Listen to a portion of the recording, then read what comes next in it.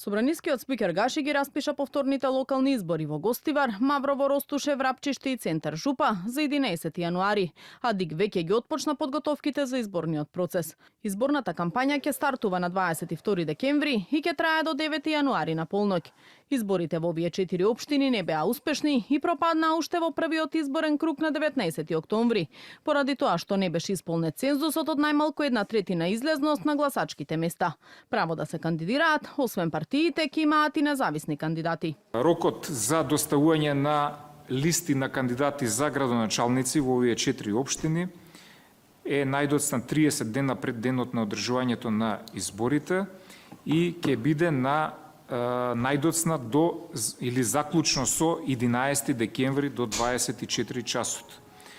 Ждрепката за редоследот на гласачките ливчиња за листите на кандидати ДИК ќе спроведе најдоцна на 17 декември. Собранискиот спикер Гаши по потпишувањето на указот ги повика партиите да водат мирен, фер и демократски изборен процес, а граѓаните на овие општини масовно да излезат на гласање. Ги повикувам сите политички субјекти и кандидатите да водат мирен, фер и демократски изборен процес со почитување на изборните стандарди и европските вредности.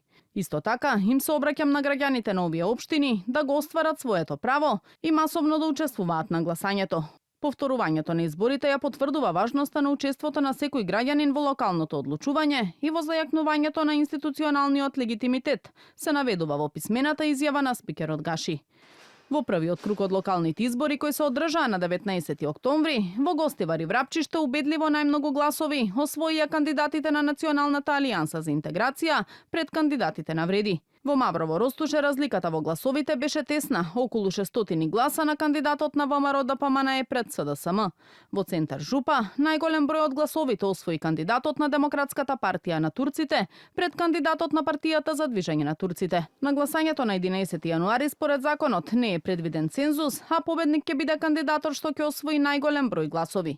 Со општините до тогаш ќе раководат владини повереници, кои наскоро треба да бидат именувани од владата.